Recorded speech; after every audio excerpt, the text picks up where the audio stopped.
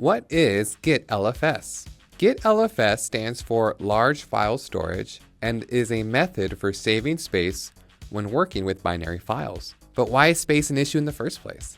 Some repositories have audio files, image files, or video files, which are all examples of binary files. Whereas Git does a great job tracking change sets in text files, any changes you make to binary files are tracked as an additional copy of the file.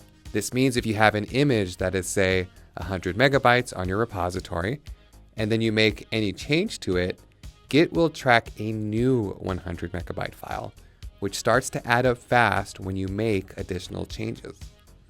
Furthermore, these changes get pushed to your remote, and your remote starts to grow in size too, slowing down the time it takes to clone, push, pull, or perform other operations with your repo. With Git LFS, your commits will instead point to a lightweight reference object in place of the binary file, and your binary files are stored on a separate LFS server. This saves space because anytime you clone this LFS repo or check out a branch in this LFS repo, you only pull down the version of the binary file that you need from your LFS server. Git LFS is a Git extension that allows users to save space by storing binary files in a different location. Let's see how this works in Gitkraken. So LFS is available for users who already have Git LFS installed on their machine. Once installed, navigate over to Preferences to access the LFS option.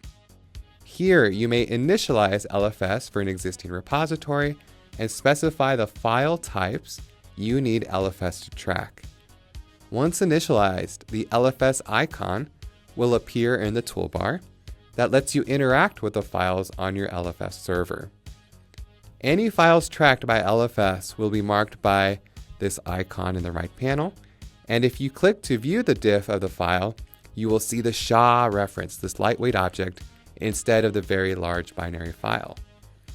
Additionally, you may check the option to initialize LFS when you init any repo from scratch in Gitkraken.